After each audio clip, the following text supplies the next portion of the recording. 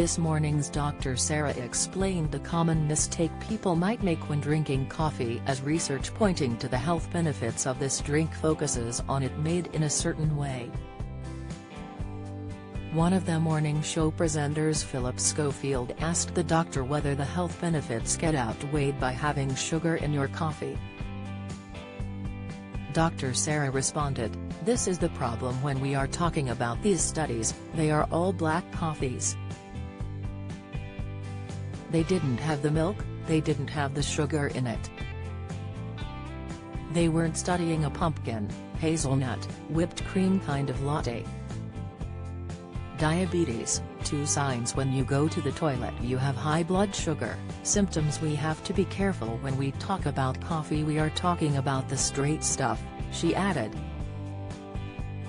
So, if you want to enjoy the benefits of this hot drink, you should opt for the plain black version without any additions.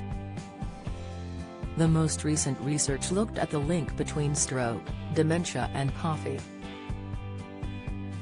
The researchers found that this affordable drink may lower the risk of stroke by 32% and dementia by 20%. Diabetes, 2 signs when you go to the toilet you have high blood sugar. Symptoms: inform or high cholesterol, indications on your toes and fingers that levels are dangerously high. Insight: vitamin D diet, the small vegetable that can provide 100% of your daily intake. Informer, Dr. Sara said, stroke and dementia are 2 of the big leading causes of illness globally.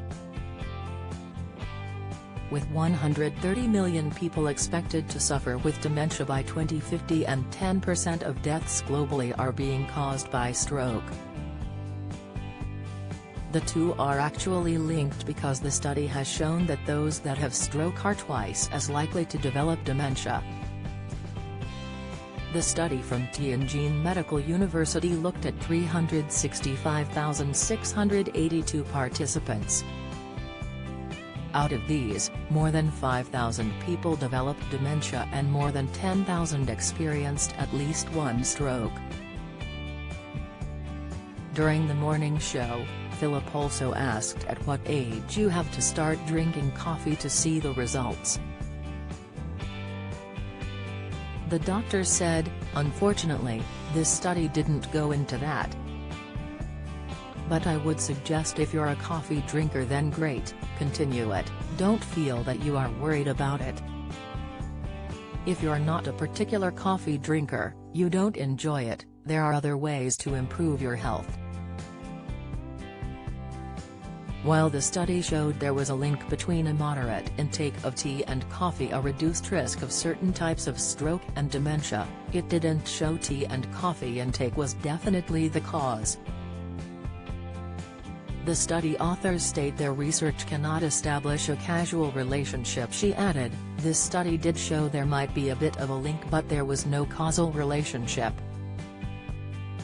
It didn't say drinking coffee will cause a reduction in stroke." We know, however, for a fact, that exercise, reducing smoking, healthy eating all do have a link directly to reducing those effects. If you're not a coffee drinker naturally, then you don't necessarily have to go out and buy loads of it.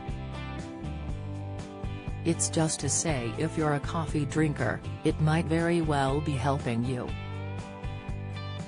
A previous version of this article reported as fact that coffee can slash the risk of stroke and dementia. This article has been amended to make clear that a causal relationship between coffee and stroke and dementia cannot be established at this point, as noted by the researchers. We are happy to clarify this.